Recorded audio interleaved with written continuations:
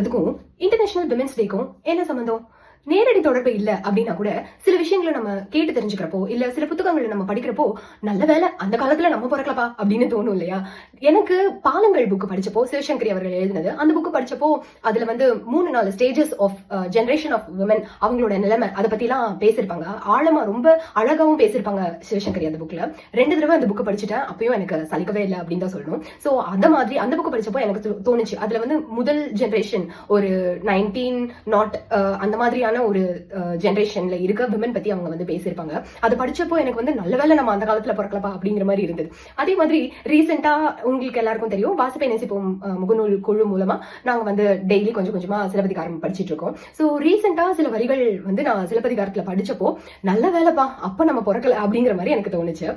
அதை பத்தி கொஞ்சம் முக்கியமா இந்த இன்டர்நேஷனல் விமென்ஸ் டேல அதை பத்தி கொஞ்சம் ஷேர் பண்ணிக்கலாம். ஆனா ஏன்னா நிறைய கெட்டது இன்னும் தான் நடந்துட்டு இருக்கு விமென்க்கு, இல்லைன்னு சொல்லல. பட் எப்பவுமே அந்த கிரேட்ஃபுல் இல்ல கிராட்டிடியூட் அப்படிங்கிற ஃபீலிங் இருந்ததுன்னா இன்னும் கொஞ்சம் கொஞ்சம் நம்ம மேனிஃபெஸ்ட் பண்ண போக போக இன்னும் நல்ல நிலைமைக்கு போகலாம் அப்படின்ற மாதிரி எல்லாம் வந்து நிறைய செல்ஃப் ஹெல்ப் புக்ல சொல்றாங்க. சோ என்னதான் இனிமே பெண்களுடைய நிலைமை வந்து மோசமா இருக்கு அப்படின்னாலும் இந்த இன்டர்நேஷனல் விமென்ஸ் டேல இந்த மாதிரி இருந்திருக்கிற நிலைமையில இருந்து நம்ம இப்படி வந்திருக்கோம். So we should feel grateful and இன்னும் இப்போ இருக்கிற நிலைமையை இன்னும் நம்ம மேம்படுத்துறதுக்கு நம்ம முயற்சி பண்ணணும் அப்படிங்கிற மாதிரி எனக்கு ஷேர் பண்ணிக்கணும்னு தோணுச்சு.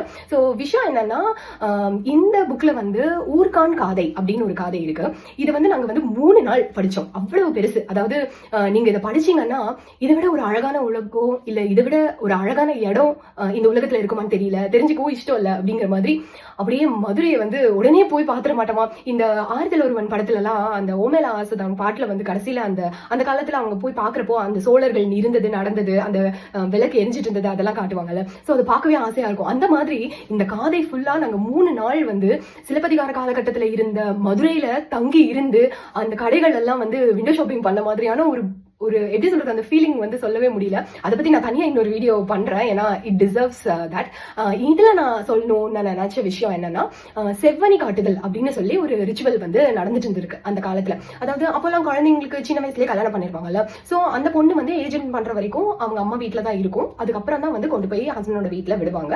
அதுக்கப்புறம் தான் எல்லா ஒவ்வொன்றா சடங்குகள் செய்ய ஆரம்பிப்பாங்க இல்லையா. சோ இதுல வந்து செவ்வனி காட்டுதல் அப்படிங்கிறது வந்து ஒரு வரி சொல்லி அதோட எக்ஸ்பிளனேஷன் என்ன சொல்றாங்க அப்படின்னா, அந்த மாதிரி சின்ன வயசுலயே கல்யாணம் பண்ணிட்டவங்க அவங்களுடைய முதல் பீரியட்ஸ் வந்ததுக்கு அப்புறமா 4 days முடிஞ்சதுக்கு அப்புறம் she is ready now அப்படிங்கிற மாதிரி அந்த பையனுக்கு வந்து ஒரு சிக்னல் கொடுக்கறதுக்காக அந்த பையன் வந்து பரத்தையர் வீட்டுல இருப்பானோ. இது வந்து how preposterous அப்படிங்கிற மாதிரி இருந்தது எனக்கு.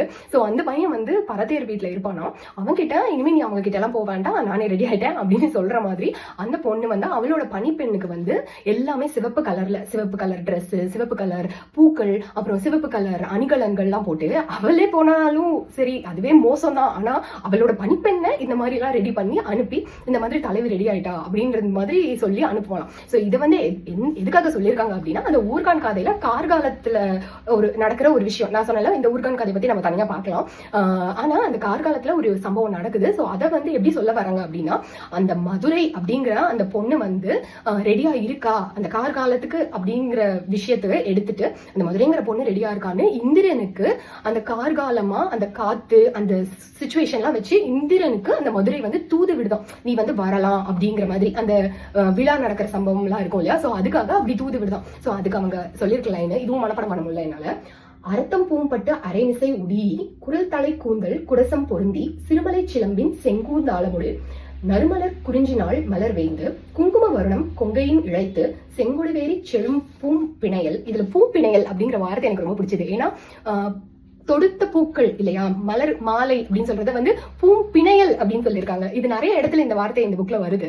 எனக்கு அது ரொம்ப பிடிச்சது அந்த வார்த்தை. சிந்துர சின்னம் சேர்ந்த மேனியில் அம்துகிர் கோவை அணியோடு பூண்டு மலைச்சிறகு அறிந்த வச்சிரவேந்தற்கு கலிகெழு கூடல் செவ்வனி காட்ட. அந்த செவ்வனி காட்ட கார் அரசாளன் வாடையோடு வருவும் காலமன்றியும். சோ இதுதான் இந்த லைன். நான் சொன்னதுக்கு அதான் எக்ஸ்பிளனேஷன். அதாவது இங்க வந்து கொடுத்திருக்காங்க ஒரு சின்ன பேரால.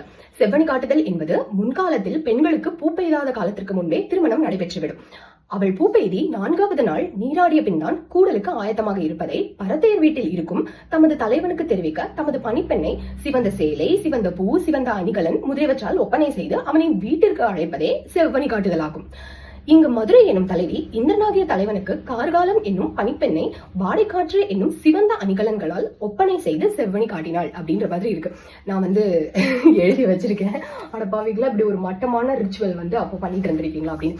ஆப்வியஸ்லி இதை வந்து நம்ம காப்பியத்தையோ இல்ல அந்த காலத்து மக்களையோ நம்ம குறை சொல்ல முடியாது. ஏன்னா இப்போ நம்ம வந்து நிறைய விஷயங்கள் ஒரு ஹஸ்பண்ட் வந்து ஒய்ஃப்க்கு ஹெல்ப் பண்றான் அப்படிங்கறதே வந்து பெரிய விஷயங்கிற மாதிரி கிரேட்ஃபுல்லா ஃபீல் பண்ணுங்க அப்படின்னு சொல்றீங்களே, அது அவன் பண்ண வேண்டிய வேலை தான். வீட்டுல வந்து 2 பேருமே ஈக்குவலா ஷேர் பண்ணி பண்ணிக்க வேண்டிய வேலை. இதை வந்து ஏன் இப்படி நார்மலைஸ் பண்ணி வச்சிருக்கீங்க அப்படின்னு நம்ம சொல்றோம்ல, அது மாதிரி அந்த காலத்துல இந்த விஷயத்த அவங்க நார்மலைஸ் பண்ணி வச்சிருந்திருக்காங்க. இதுல வந்து குறைன்னு யாரையும் சொல்ல முடியாது. நான் இதுல இருந்து எடுத்துக்கிட்ட விஷயம் என்னன்னா, நல்ல வேலை அந்த காலத்துல நம்ம பிறக்கல. அண்ட் அதான் சொன்னேன், ஹவ் அட்ராஷியஸ் இட் இஸ். அந்த பொண்ணு அது மாதிரி வேற ஒருத்தர் வீட்டுல இருந்திருக்காருங்க.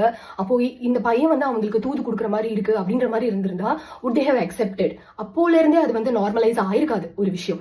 ஆனா இந்த செவ்வனி காட்டுதல் அப்படிங்கிறது ஏதோ திருவிழா மாதிரி நடந்திருக்கு.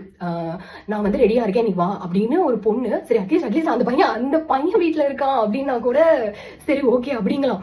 அவன் பரத்தையர் வீட்டுல இருப்பானோ, அப்போ நீ இனிமே அங்கெல்லாம் போக வேண்டாம், ஏதோ இவ குத்தம் பண்ணிட்ட மாதிரி இனிமே நீ அங்கெல்லாம் போக வேண்டாம், இது வரைக்கும் நான் வந்து ரெடி ஆகல, இப்போ நான் ரெடி ஆயிட்டேன் அப்படிங்கிற மாதிரி வாட் இஸ் திஸ் அப்படிங்கிற மாதிரி எனக்கு இருந்தது. So I just feel grateful that we have come out of that. அந்த சிச்சுவேஷன்ல இருந்து நம்ம வெளியே வந்திருக்கோம். ஆப்வியஸ்லி இன்னும் நம்ம போக வேண்டிய தூரம் நிறைய இருக்கு, but hopefully we'll get there. And happy International Women's Day to everyone. தொடர்ந்து வாசிப்போம். Bye.